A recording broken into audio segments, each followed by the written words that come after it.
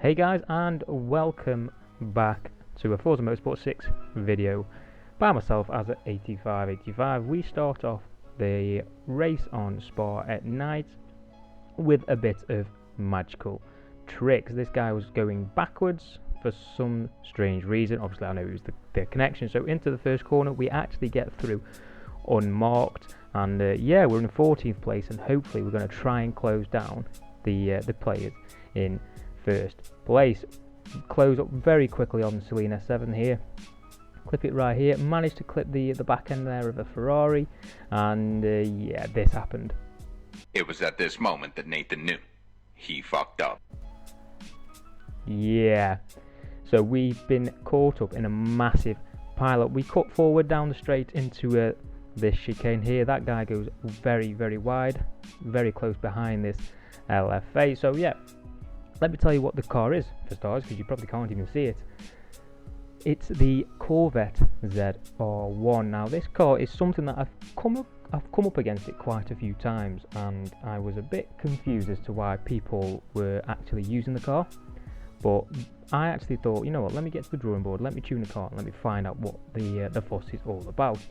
So we're up the inside of this Ferrari. I think it's the F430. I think we're going to be very late on the brakes and still make the apex perfectly. As you can see, there's tons and tons of grip, which I'll go into a bit later on. So yeah, I thought I'd make a tune and find out what the fuss is about.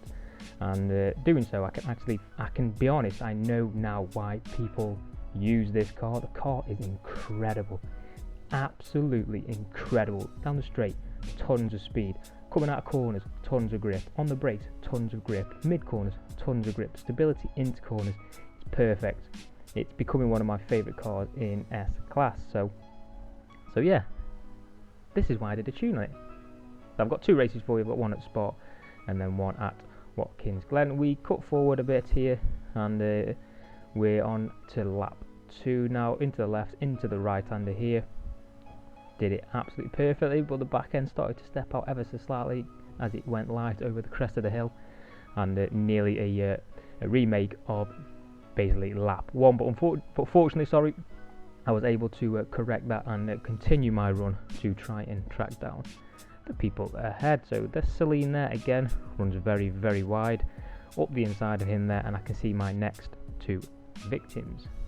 So let's see where I can finish. You know, I'm hoping to try and get at least on the podium. If I can, that'd be ideal, but that is a massive ask. As you can see at the bottom left, just how far they are ahead. So but yeah, the car itself's got tons and tons of grip, tons of sort of power and acceleration coming out of corners, and it's, like I say, it's becoming one of my favourite tunes in the game, because it's a car you don't see much of. So yeah, straight up the inside of that Corvette there, round the outside of one, inside of the other. I thought that was quite a smooth overtake, so I thought I'd leave that in for you guys to find out just how capable this car is. Into the right here, running the curves absolutely perfect. As you can see, there's tons and tons of grip, and it's absolutely ace. I love it to bits. So yeah, coming towards the dying embers of lap 2, we still have another lap remain. I think we're in 7th place, so we do have quite a few positions to sort of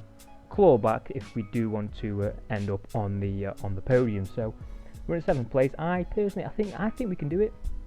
I do think we can do it, but we'll find out towards the end of this race. Into this fast left-hander here, as you can see, it's so planted through these fast chicanes, and even into this the short small flip-flaps here left and right, up the inside of this guy here. I don't know what happened there, and it really put me off this corner, because I was like, have I hit him?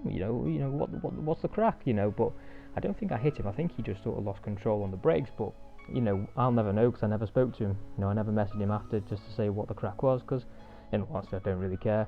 On my screen I was nowhere near him. So into this first corner on lap 3 of 3, we are in 6th place. Let's see what I can do. I did set a fairly quick lap time that time, but hopefully now with a bit of clean track and a bit of clean air in front of me, I can claw back 5th and 4th. Let's see what we can do. But yeah, you guys are absolutely smashing the the comments, the likes, I've got a lot of you guys subscribing now. A lot of you guys are getting involved. You want to see tuning setups for this, tuning setups for that, so that's happy days for me. One of you guys asked for a Vora tune in A class, I think it was. and I have managed to do an A-class tune for the Evora, which is quick down the straights but grippy in the corners. So that's done and dusted. I've got the 4 GTs coming out, I've got F50s, I've got my Dodge Viper, I've got so much in store for you. It's incredible. If you haven't subscribed, you want to subscribe right now, because the amount of stuff that I've got coming for you is perfect. I wish, well, when I first started out with Forza, this sort of channel did exist, but unfortunately it didn't. So yeah, into this fast left-hander here, and I run very, very wide, lock the brakes up ever so slightly, bit of a noob move, but I'm very, very close now to 5th place, and I'm thinking I need to overtake him. I'm a second up on my lap time, so I know it's a quick lap time. All I've got to do is try and hit all my apexes, hit all my braking points, and get the car out the corners, and I'll be up close and personal in no time. And that was the case with this car. It's incredible. If you do want to go and use it, it is on the storefront, but like I say, the setup itself is actually coming up towards at the end of the video, so if you do want to stick around for that, that would be greatly appreciated. So we're coming into the fast left-handers here. These are very, very difficult and really do test the setup of any car. Lovely, as you can see, they run the curbs absolutely perfect, and I'm right on their case, but unfortunately it wasn't to be. Caught right up on the brakes there.